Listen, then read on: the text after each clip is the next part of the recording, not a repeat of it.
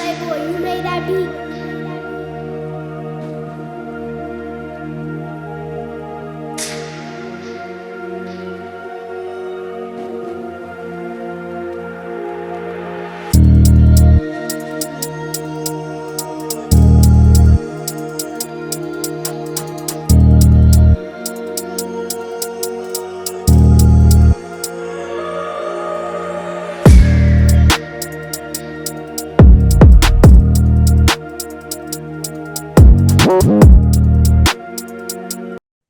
We are back at it again for another great episode with one of our special guests from East Central. But let me first introduce myself. I am E. Tally with. This is Mike Daniel Jr. supporting Super Sports Media on a Friday afternoon during rush hour. This is James Rabon, head boys basketball coach at East Central High School. Well, Coach, thank you for joining us. Like I always like to do, whenever I make any mistakes, I like to publicize when I mess up, Coach. And at the same time, I do like to show my human side to people. Mike hates that I do it, but at the same time, I love to do it because I am human and I'm not perfect, even though I do profess to be. So I apologize. Last week we were supposed to have you on, and thank you again for taking time out your schedule to join us today and just kind of let's talk basketball. Not a problem at all. Hey, well, first, Italy, I owe an apology, Italy, because you spelled his name for me, and me trying to prevent an incorrect enunciation. I told you it was Coach Rabon, and it's Rabon. You were right. It is Rabon. I don't bring those things up. I don't need to bring up, when I'm right about stuff. I just like to say when I'm wrong. And then, another fun fact about me being wrong? I got it wrong last year, Coach, and I'm going to publicly apologize to you and say I am so sorry because I did not see you making the playoffs. And what did you do? Not only did you make the playoffs by being still for a playing game, you went deep into the playoffs. You went 3 rounds. So I am sorry. And can we talk about that just a little bit? Well, that was a lot of that was me realizing, you know what, I need to quit trying to strategize so much, go back to our philosophy, let these boys loose and play. And we came into that last district game as it's a must win, got to have it, let loose, play the way we should be playing, took care of business. And next game is also a must win. We've already been through this, and that was Steele. And kids got after it, played the best way. The ball moved. We had 4 guys in double figures in just about in both those games for sure. And it being around basketball enough, it's easy to guard one guy, but when you got 4 or 5 guys who are clicking, we were tough, and we started clicking at exactly the right time. So it was a wonderful run. It was great for the program and great for our young guys to see what it takes to get there, and so that this year we can just add a little bit more. If I'm correct, you beat them by double digits. If I'm right about that, right? Because you were leading the whole game. Because I came late to that game, and everybody was just like quiet.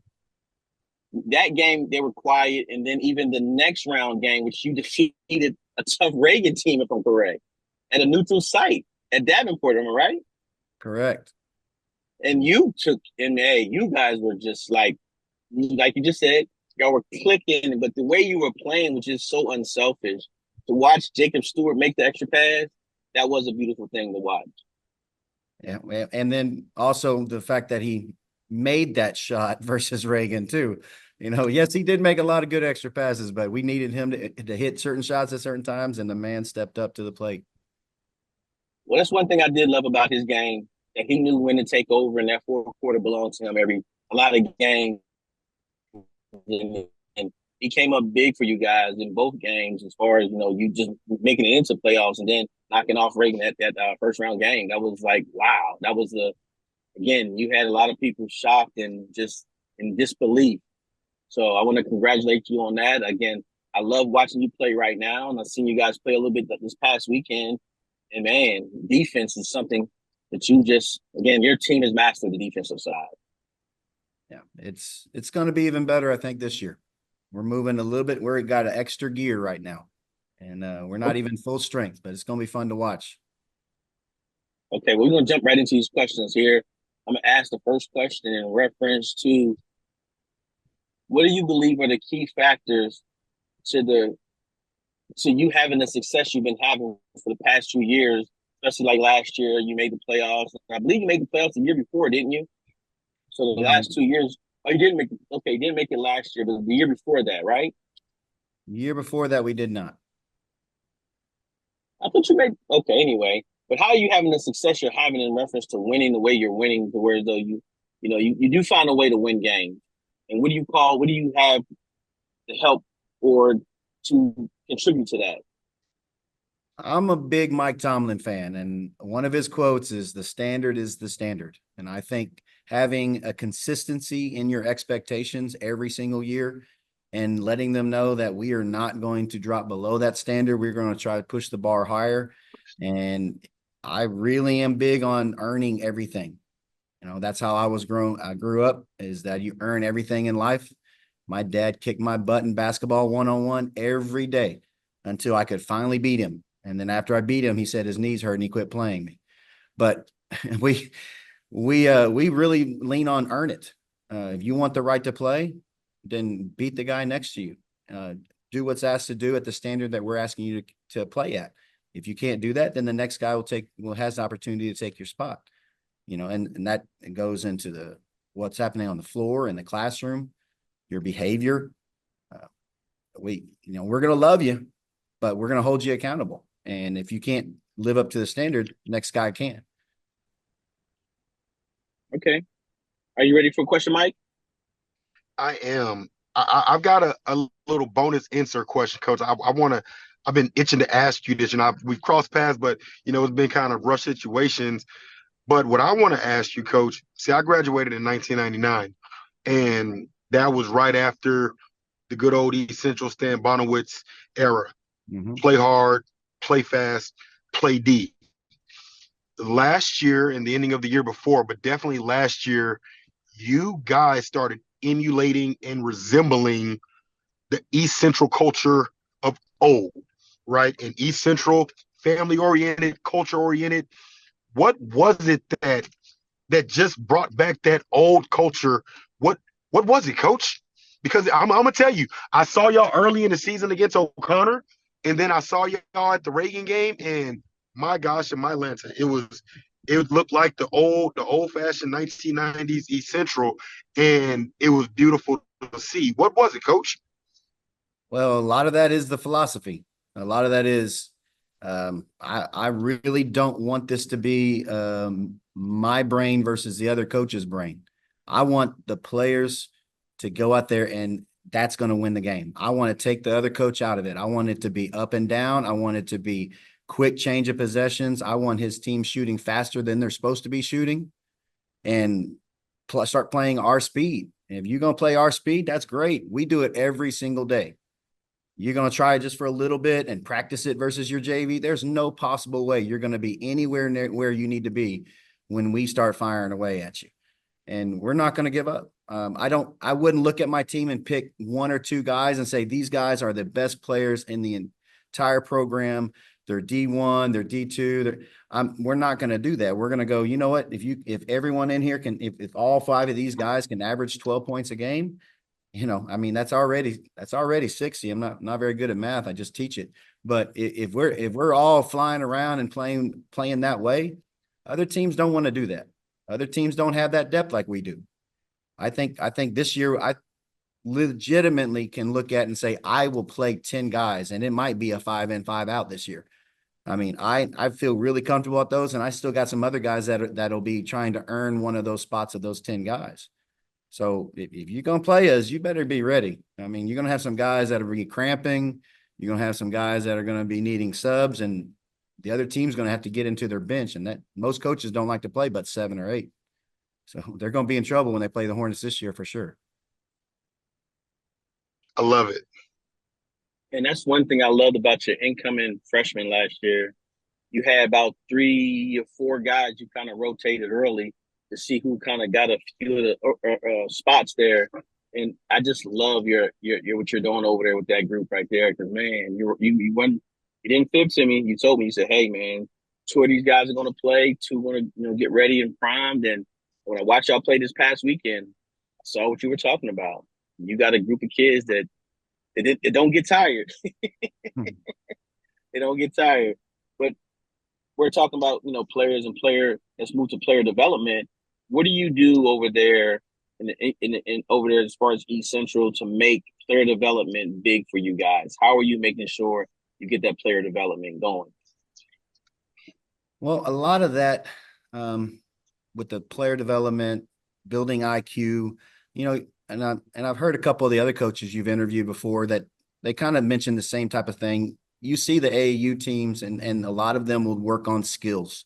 They'll do a lot of ball handling, they'll do a lot of cone drills. And so a lot of the time we spend trying to work on how do you react in a game? Because the way we're going to play, there's so many possessions, and you don't have time to worry about the last turnover. You don't have time to think about mistakes. There's no time for you to really just get concerned about the weight of the situation if it's getting late to the game. I mean, we're playing so fast that we want to teach our players how to make plays and not how to run plays. And so a lot of the time we'll do drills where I'll tell you your first action. Your first action is a dribble handoff. Your first action is that we're going to screen away. Our first action is that you got the option to either go screen or set the ball screen, and then we're playing out of it. And we're letting the guys have the opportunity to read and play and have some freedom in what they do. And as you continue to do that, then you praise all those little things. You praise when they do something that you're like, man, that was a great read. That was, and you get other kids to start emulating that. I think you have to develop the IQ a ton nowadays. Well, at least on in our side with all the kids that we got, they can play, but there's a few things that they're missing and how to play the game. So I'd like to take away their dribble. In a lot of our drills, I'll take away their dribble. We'll play 7-on-7 full court, no dribble, and teach them how to have good floor spacing, how to move without the ball. You can't dribble, so the other guy's up on you tight. How do you pivot so you can see the floor and make the right pass? But you teach them that you can't go now. Well, I can't go run and set a ball screen on him. He can't dribble. So how else am I going to get open? How else are we going to? And just you do a lot of things like that, at least a drill or two every day. And they learn how to move better. They learn how to, and that'll take care of a lot of issues when you're being pressed or late in a situation or someone's in trouble and I don't have to call a timeout. I want to save my timeouts to the end. I also don't want to give the other team a break because they're tired.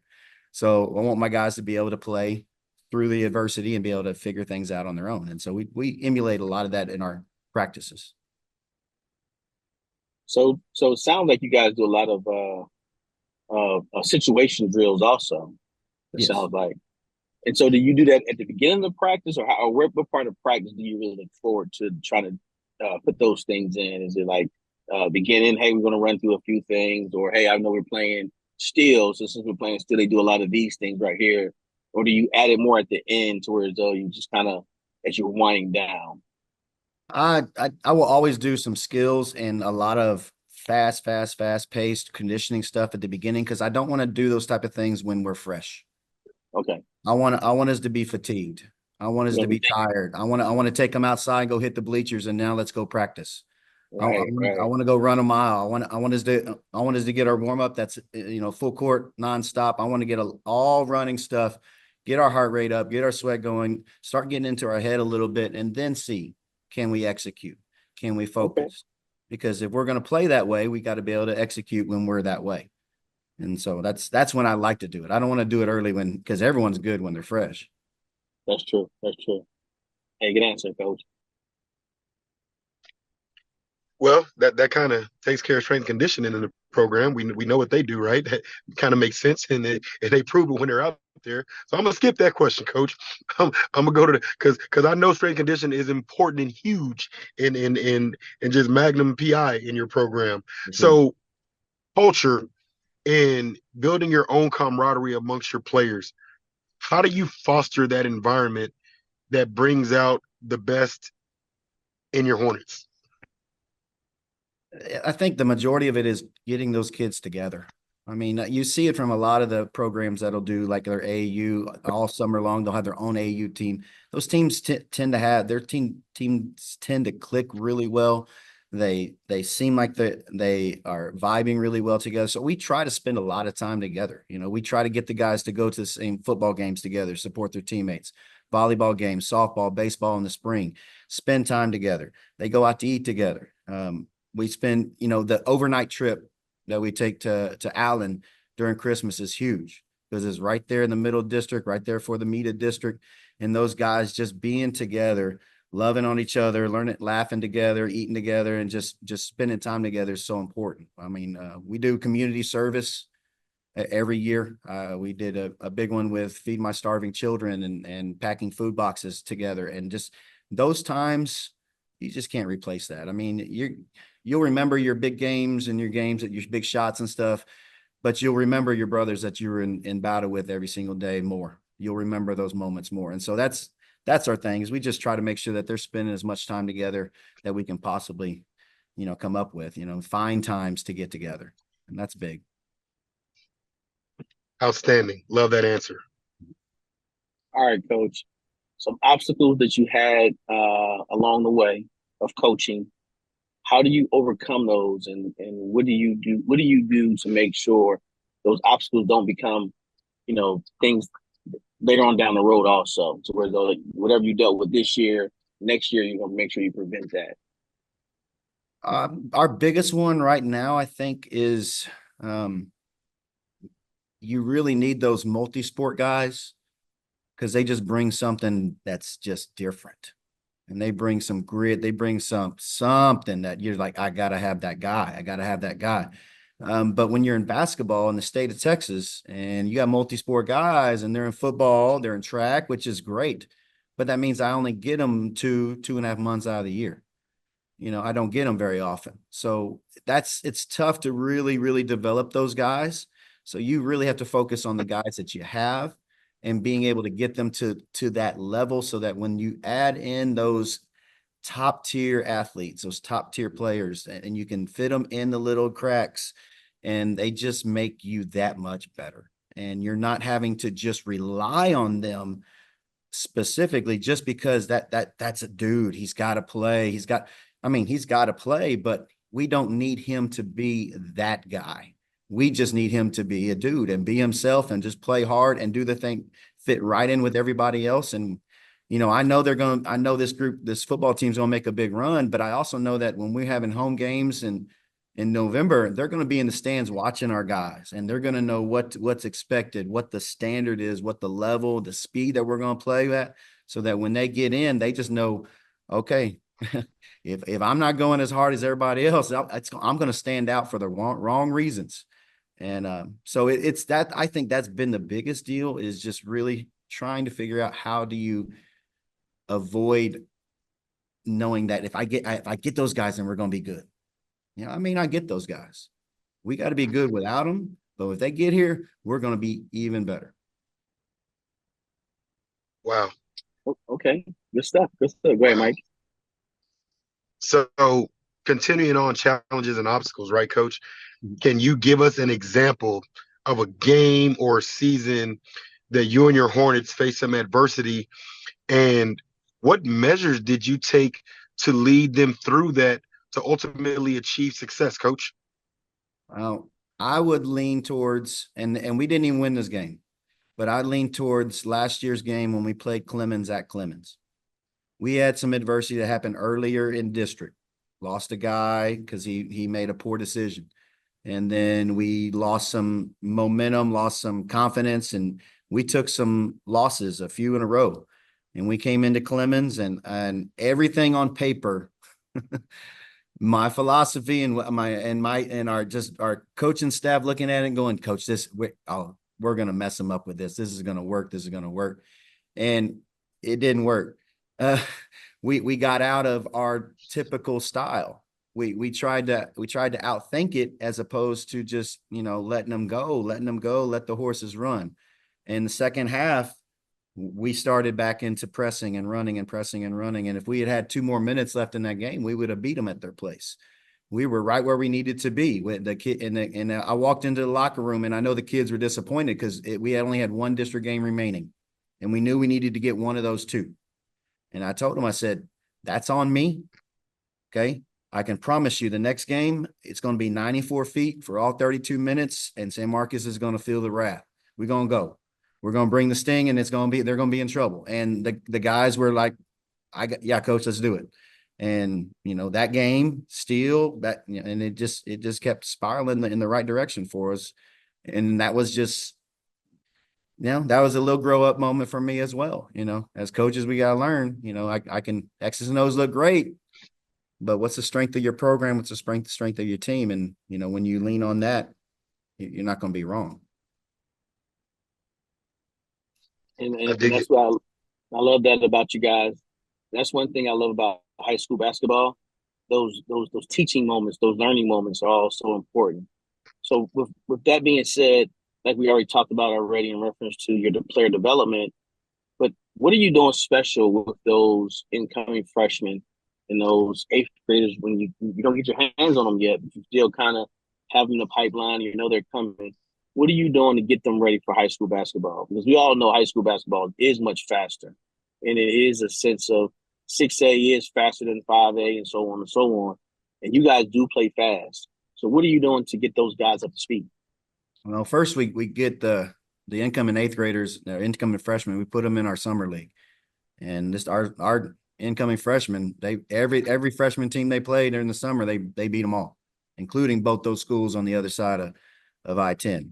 Beat both of them. Those guys, they were flying around playing, they were having fun, and the excitement was building. Man, it was building. And I mean, this class looked better than what I was expecting.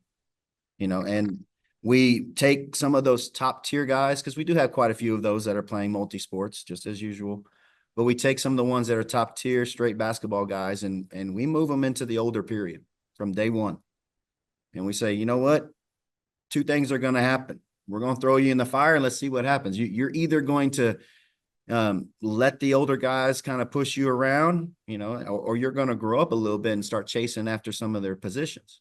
And it works both ways, because you see some of those older guys go, no, this little freshman, he ain't going, no, I don't know who he thinks he is. He's not coming in here. But some of those freshmen, I'm like, because I got one that goes, Coach, I want to be on varsity. I said, well, go fight it. This is an earn your spot program. If you can go beat that guy, go for it. It's your spot. My varsity locker room is locked. I have some nice lockers. That cage stays locked until we start the season. You're constantly earning your spot. No one's got a varsity jersey right now. We got some guys we'll throw in the summer league, fall league, these showcases, but you're still fighting every single day to earn an opportunity to be on varsity. And we can move you back down too if you do get there. I past few years, I think last year was probably the first year in about the last 6 where my starting lineup didn't change that much. Those guys, those seniors on that starting lineup really knew at what level we were supposed to play at and practice at.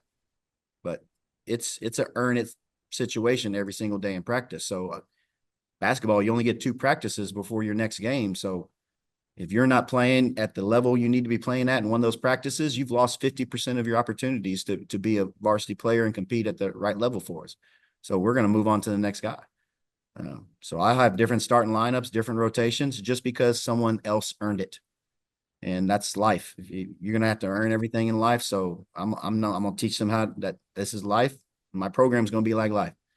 I'm not going to give you anything. I don't care if you were, 2-time first team all district center who played for me this past year, and this is his senior year.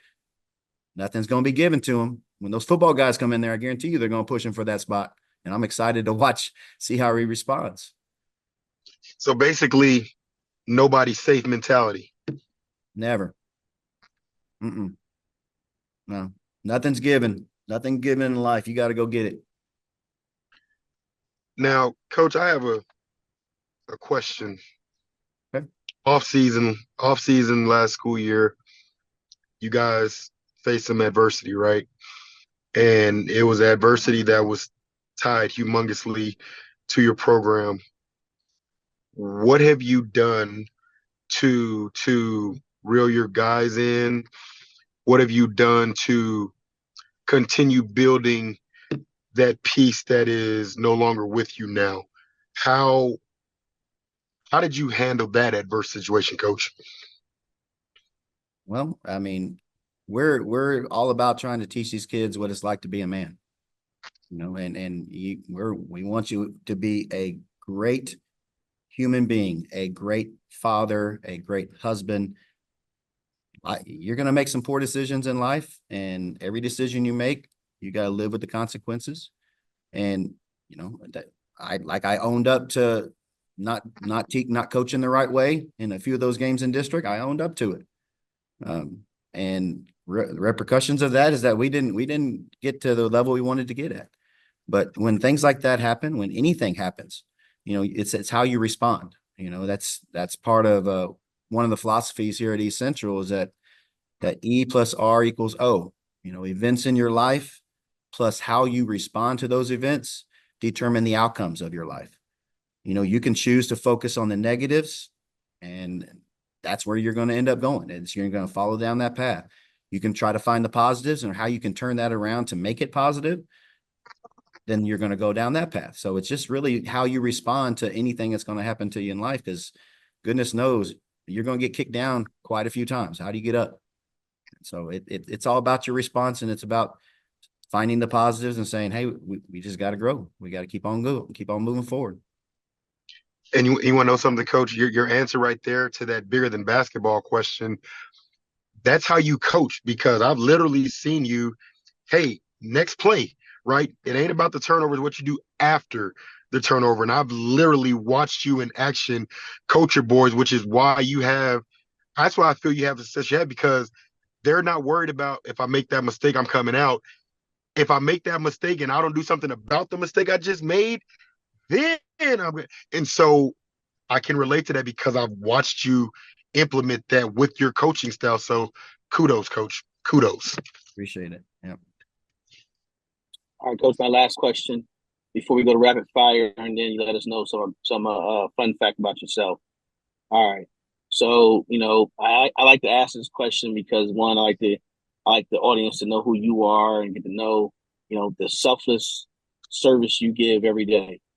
How do you balance your basketball life as far as being a coach, the school, being a teacher, and then also just being a family man? How do you balance all that? We were actually having a conversation about that, me and one of my assistants today, that, we spend more time with these kids than we typically do our own kids once the school year is going. And they become your kids, and you love on them. You teach them how to be young men. You demonstrate it by how you live your life and how you still put family first. I am blessed and cursed that I have about a 50-minute drive home every day. My wife works at the medical side of the town on the west side. I work on the east side. We live somewhere in the middle. So we both take a little bit of drive, but it's also a blessing that I can come home and I can spend that time in the car and really just decompress, get everything out. And so that when I don't carry that into the house with me, my family deserves more than that from me. But it also allows me on the way up there to really kind of compile my thoughts and what I got to get accomplished today. What's our goal for today? How can I be a better teacher? I don't believe in that. If you are a good coach, I humbly believe that you have to be a good teacher. There's no possible way you can be one and without the other. You have to differentiate your instruction in the classroom. I have to teach how to run our motion offense in multiple different ways, walking through it, X's and O's, and teaching how to learn from their mistakes on a regular basis, because we have different learning styles with our kids. Some of them got to see it. Some of them got to do it. Some of them, you could tell them one time and they got it. But you also just, how do you go about doing that? It is tough.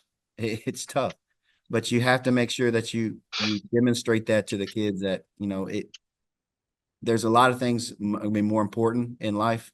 And yes, high school basketball is awesome. I love it. I want to win every single game. I'm a big competitor. I hated losing to Chutes and Ladders to my daughter when she was little. Candyland crushed me every single time. But I know that they aren't going to play basketball all their life, but they need to know, how do you respond to adversity? What do you do when you get kicked down? How do you become successful? What kind of work you got to put in to be successful? And I love the way we play, because those kids have to run a ton. They have to work their tails off. And at the end, when they win, and they win convincingly, and they win as a team, and they win as a whole unit, they're also learning teammanship and how to be successful for their future careers. There's, very few careers you're going to do something by yourself. You got to rely on somebody else. You got to trust somebody else. I demonstrate that with my coaching staff. I'm still a work in progress. I'm a guy that I know if I do it, it's going to get done. But I'm trying to really push some stuff off onto my coaching staff so I can learn to trust them and let the kids know. They're like, Coach, what about this? And be like, go talk to Coach. He's the one in charge. And just trying to show them that nobody's perfect, not even me. God's the only one that was perfect. And I'm just trying to do my best to get as close to that as I can and try to show them how to be a good young man. That's our ultimate goal here. I fib to you, Coach. I do have an alibi. And I meant to ask you this earlier. What are your thoughts on the realignment in the playoff? When they're doing the playoffs now with big school, little school. Well, I mean, you can't look at it and be disappointed. Northside ISD had it good for the good 4-year run that they had. But it's still about us doing what we're supposed to do. I mean, it's nice because I can tell my lead assistant, you're just watching District 30. We're big school, small school now. If the teams do it the way we're supposed to, we're definitely going to be big school, probably us and Steel. And so who we're going to play? Well, we're probably going to play United or United South. So I got my first assistant just eyeballing and just living in District 30 as the year goes on. He's going to pay attention to those games, those teams, start breaking them down. I got my next assistant. He's watching District 31. So, you're looking at the Los Fresnos and all those down there. And I got my last assistant. He's going to be watching 32, watching West Laco and all those boys, and just really just trying to break down what we're going to see from them. I guarantee you that when you do get to play those type of schools, as opposed to us playing first round opponent Westlake, which we had a few years back, first round opponent, you got Lake Travis, Austin Bowie, that was never fun. But I guarantee you, when you play United or you play any of these teams from the Valley as your first round opponent, second round opponent, you're their Super Bowl. They coming, and they're going to bring 1 million fans, and they're all wearing the school colors, and they're going to bring it. So our standard is our standard. We're going to play at our speed. We're going to play at our level. Doesn't matter who we're going to play. I do like the thought of not being bruised and battered going into the third round, if possible, and then letting those Austin and San Antonio schools battle it out and beat each other up for a little bit. I can't say I wasn't a little excited about that. ET, I got one I want to ask Coach, only because of the answers that he's provided us today. So, Coach, you've given a plethora of knowledge today, and I love your thought process. Game day. What is one thing that you tell your players on game day? Like, what is like one piece of advice?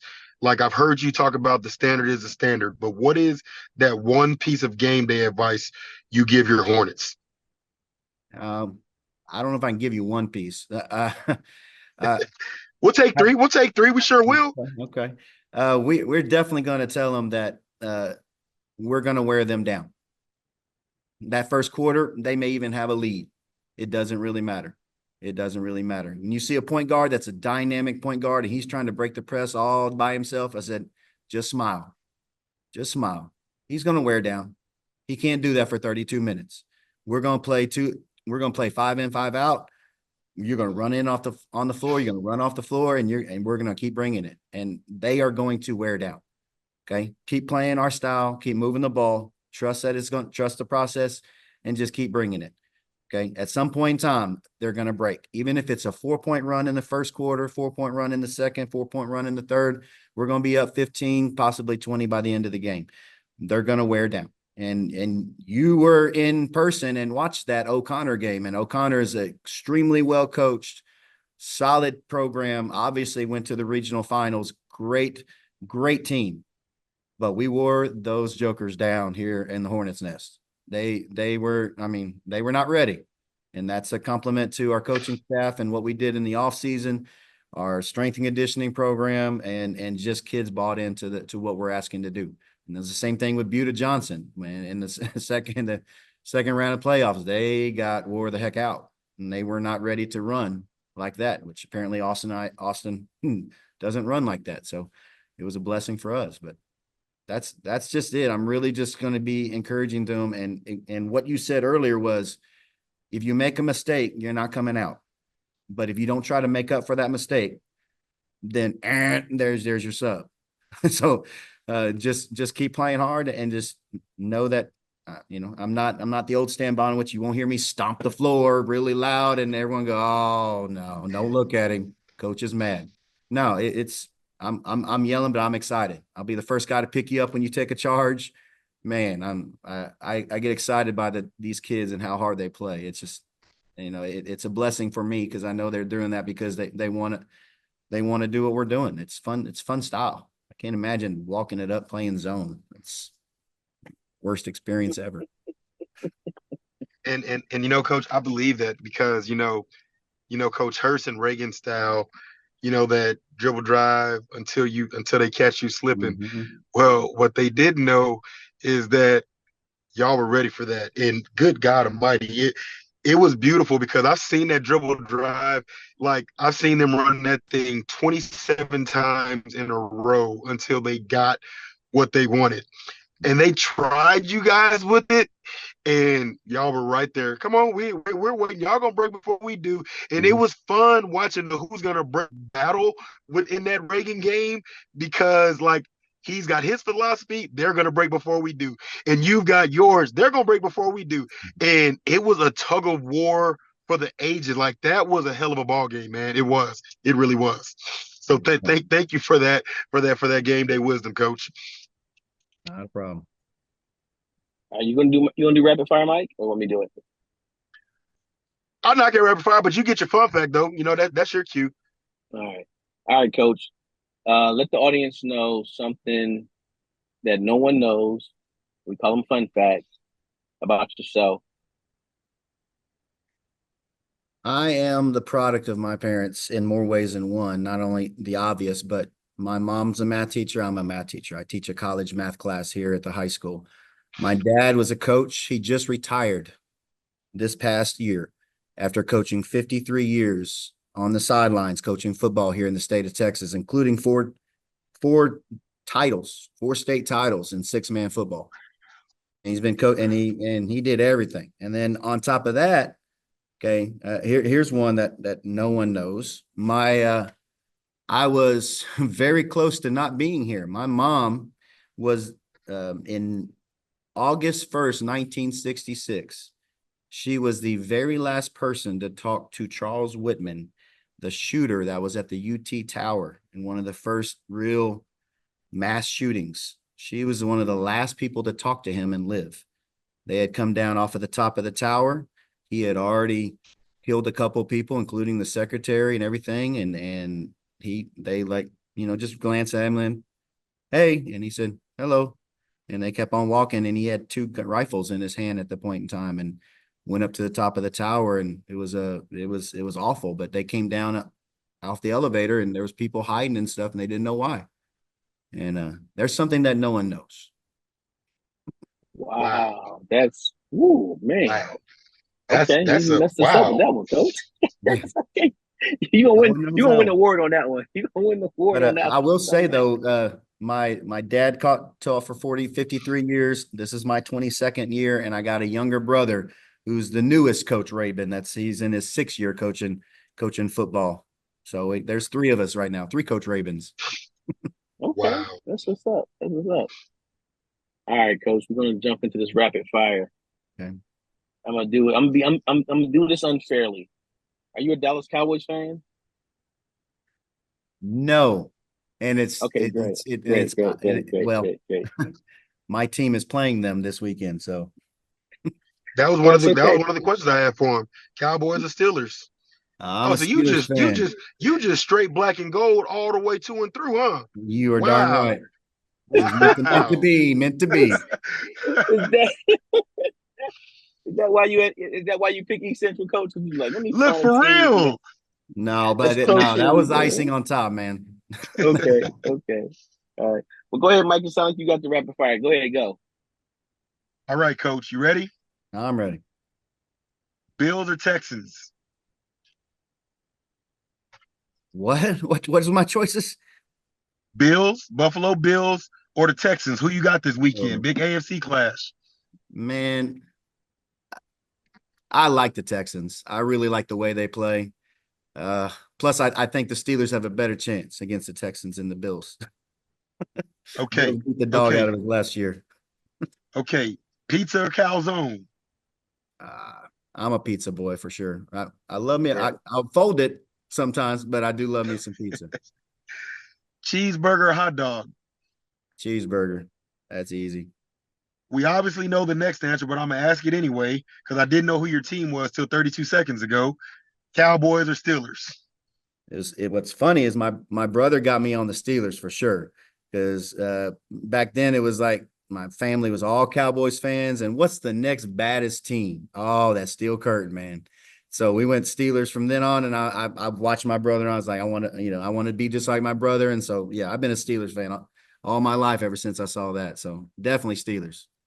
Gotta win now. McDonald's or Burger King? Oh my gosh. Neither's not an option, is it? It can be. That'd be a new one. It can be. I do like the flame broiled burger, but my wife and my daughter are huge McDonald's fans, so unfortunately, we end up there way too often. We've heard that answer a few times too. Fries are good. That's about it. Okay, Kobe or LeBron? Well, do you go with a man that you can't stop him because he's just a bully and he can do everything and he's got size and ball handling? That's LeBron, but Kobe was skill. I got to go with Kobe because I'm a Jordan fan first, but I know Kobe emulated a lot of his game after watching Michael, and he's just so skilled. He was just such, and the dog in him on defense, good gosh. I love every time I see it, I'm scrolling through videos and they show a video of him D'ing up D Wade the entire length of the court. Man, that stuff just gets me excited. I can respect that. I can dig that. All right, I got a 2-part wing question. Hot or barbecue? Probably barbecue. Drums or flats? I lean towards drums first. Fair enough. Easier hey, well, Coach, get. Look here, man. I'm glad to have been able to share this opportunity with you, and you allow us the privilege to give you your flowers. Eric has been waiting for this day because he has felt terrible since last year. Just so you know, we talk about every show.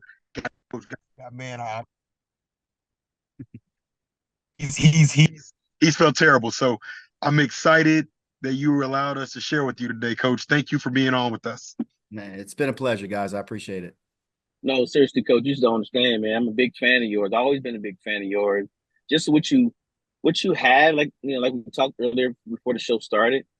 East Central had one of the largest land masses as far as district wise, and to have that one school there and have all that talent you guys have, and just and watch you just make it better every year. Make it better every year.